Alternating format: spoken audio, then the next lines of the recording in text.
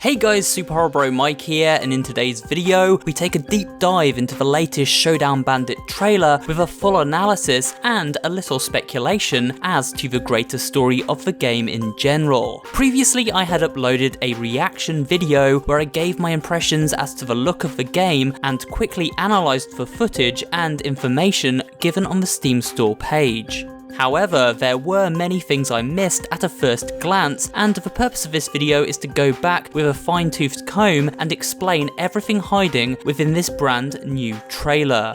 A trailer which gave us a release date of August 29th, so be sure to check back then for a full let's play of the game right here on the channel. With that said, let's go through the trailer frame by frame and see what information and secrets it holds.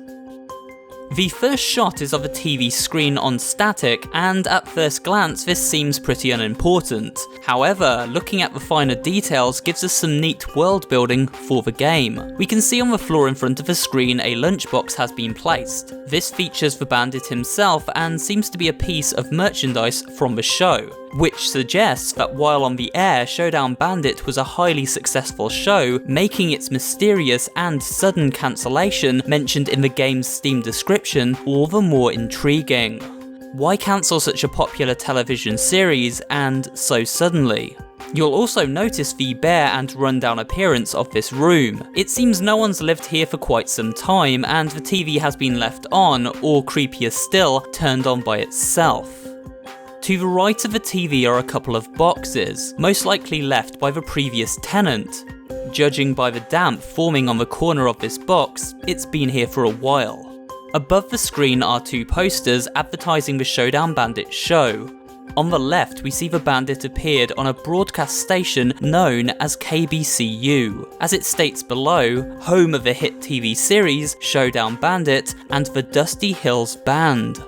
So not only do we now know the broadcaster of the show, but also that it featured a band who would have played songs each episode, most likely a Puppets-themed band. It could be that this Dusty Hills Band features in the game then. Whether or not they are friend or foe remains to be seen, as we know from the Steam store page that along the bandit's quest, he will encounter both friendly and dangerous characters. Plastered across the wall to the right of the screen, we see a poster advertising a singular episode of the show. The episode is titled The Cowboy and the Clown, and once again we see the names of the show creators. These names are hard to make out, but we already know that the creators are called Carl Handler and Buddy Bublick from a poster recently uploaded to the Showdown Bandit's Twitter account. The creators obviously tie into the story in a major way, as they have been teased so prominently in the lead up to the game's release. The music playing in the background is most likely a composition from the show.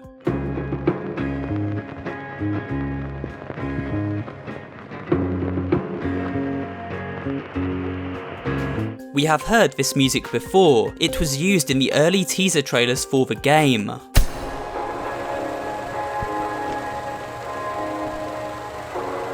All of these visuals and audios seem to place the show in a very particular time period, the golden age of television, which took place in the 1940s and 50s. As the camera tracks ominously into the static of the TV screen, the show's title suddenly flickers into vision. From here we are treated to a selection of posters. These introduce episodes and characters from the show and are accompanied by dialogue from them. The most important of these posters is this one, introducing a new character known as Miss Undertaker, a cowgirl wielding a shovel who seemed to work in the graveyard as, well, the Undertaker. Miss Undertaker seems distressed in this clip.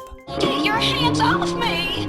However, she seems to be able to take care of herself as well, as we see a little later in the trailer. It is also interesting to note how one of these voices speaks negatively of the bandit. Oh, somebody get that no-good Showdown Bandit! It seems as we had previously theorized, this bandit, while the hero of a kids TV show, isn't exactly squeaky clean and caused a fair amount of havoc on the residents of Showdown Valley, such as robbing banks while evading the sheriff and his lawmen as seen on the poster here.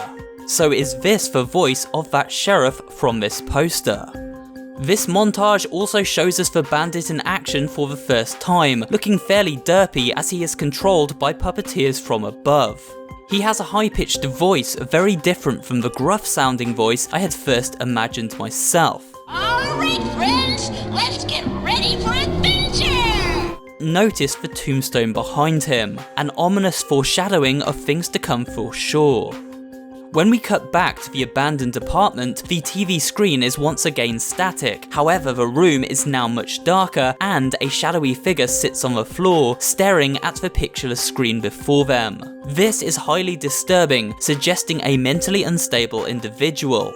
It could be a kid who was fixated on the show, someone who became obsessed with it and snapped after its sudden cancellation. Perhaps one of the creators now gone mad and trying to resurrect the show years later. Or a voice actor maybe. It's impossible to know for now, but these are potential roles this character may fill in the game's story. This may be the person controlling everything from behind the scenes. The shape of this figure reminded me of the final ghost-like character found in the original Showdown Bandit teaser trailers. The next sequence introduces us to the reawakened bandit as Miss Undertaker talks to us saying, Let's get you out of that box and out into the light. After this statement, we see a limp-looking puppet for Showdown Bandit seemingly given life as strings attach mysteriously from above and raise him to his feet. The oddest part of all of this is how the bandit struggles and looks uncomfortable during the process. Also notice how he never speaks. It's almost as if he is new to the body and someone else is controlling him from above. See how the screen flashes as the final string attaches and he is overtaken by his puppeteer. Does this mean there is a human soul trapped within this puppet, perhaps one of the show's creators? Was the show cancelled and its props put into storage because something dangerous and supernatural happened on set all those years ago? Again, all speculation at this point, but it seems there is more than meets the eye to this puppet and the mysterious force controlling him from above. There are hundreds of puppets strewn around the set which lay dormant, so the characters who are brought to life must be up and about for good reason. It's also worth noting the slash across the surface of the bandit's box. Who is trying to get in there, and why? Was he saved by Miss Undertaker, as we see her speaking to someone, possibly the bandit himself, in this box moments later? The show must go on. The show must go on. Was there unfinished business on set? After all, if the Showdown Bandit show was cancelled so suddenly, there would have still been episodes left to film. So is this the objective of the game, to complete these unfinished episodes and storylines, all the while trying to figure out who is really pulling the strings here? Again, questions that will soon be addressed when the game launches later this month. Let's take a quick look at this shot in more detail.